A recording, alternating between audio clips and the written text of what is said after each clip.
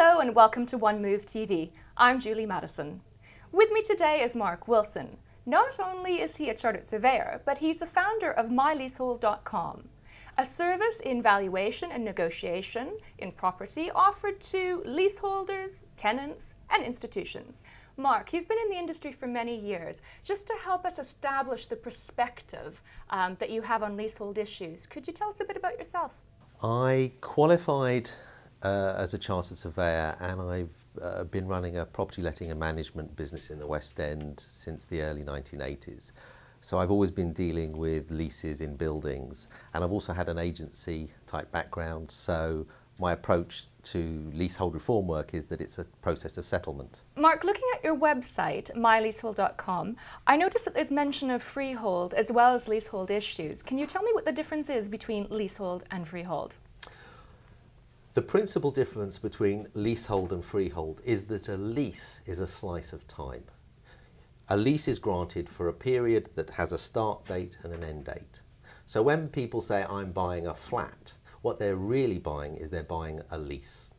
And that lease will decline every day. Every day it will get shorter and shorter. A freehold is an interest that's held in perpetuity, which is the normal way that a house is bought and sold. It's a freehold house. But flats, by the nature of tenure, are owned by way of leases. Mark, tell us about the importance of a lease. What are the things you should look for when reviewing your lease?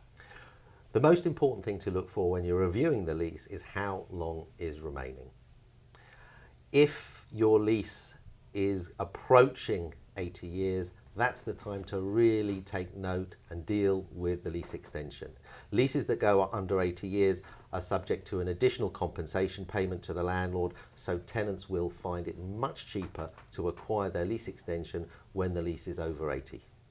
How long can you extend a lease for? Is there a maximum amount of time?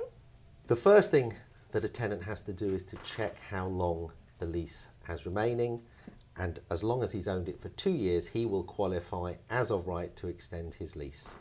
Of course, the right applies to leases that are less than 80 years, but it is just a point for tenants to be aware that 80 years is a benchmark figure in the way that the compensation payment to the landlord is calculated. Okay, so you realise, yes, I need to extend my lease. You pick up the phone, who do you talk to? Well, our expertise is to provide flat owners with our considered opinions as to the probable cost.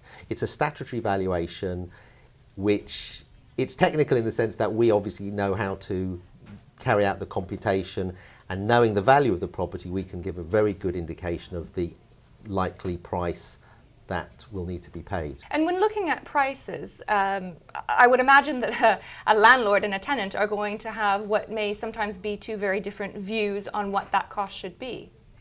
That's right. The cost is an opinion. We establish a valuation for a tenant, or indeed we do work for landlords. We will value the cost of the lease extension. Clearly the tenant will want the lowest figure, and conversely the landlord will want the highest.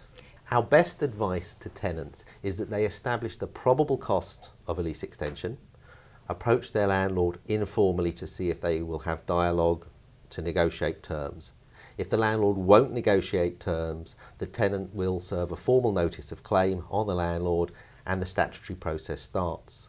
Ultimately, a fair price will be reached between the parties if the parties take appropriate advice. If the parties ultimately cannot agree the price, there is a tribunal service that will determine the price for both parties. So what impact does your business have on estate agency business? The problem the estate agent has in the sector is to identify and know what sort of money adjustment needs to be made when a lease of perhaps 75 years is being offered to the market for sale. Clearly, if the flat next door is offered for sale on a 125-year lease, it is absolutely certain that someone will pay more for a 125-year lease than they will for the 75-year lease. You'd think so, but you do find that sometimes they're priced very much the same. Well, I think this is the confusion and the problem the estate agent has. He's not able to advise his client on the probable cost of the lease extension, and he is keen to get the instruction. So the problem becomes, where does he hang his hat? We have launched a new product that we're selling to estate agents for £99 plus VAT, where we will undertake the statutory valuation and let them know the probable cost of a lease extension. Now, this is something that they can either pay themselves or they can actually get their clients to pay towards, because it will be a key factor in the ability to sell the lease. Okay, Mark, top tips. Top tip to a tenant is have a copy of your lease at hand.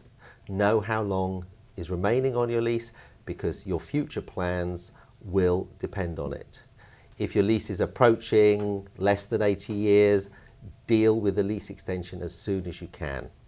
The one thing that you don't want to do is you don't want to go to the market selling your flat and then have to deal with the question of the lease extension. Now, let's flip this. What would be your top tips for the landlords? Because they have their own issues to be concerned with. Landlords can only sell the lease extension once, and clearly they want to achieve the best price possible. We work for landlords as well as for tenants, and our best advice to landlords when they have been approached either formally by having a tenant serve notice or informally by a general request from the tenant is to establish the probable cost of the lease extension. Once the landlord knows the probable cost using the legal process, it will then be for him to decide what he will informally propose to his tenant. And Mark, I know you have one top tip for buyers. What is it? I think the most important tip for buyers is it's all well and good going around a flat looking at how the kitchen is, how the bathroom is, how do I want to make it look if I buy it. The most important thing is to keep in mind is how long is the lease, will I need to extend it, if I need to extend it, how much will it cost. At the end of the day, a good lease is better than a good bathroom.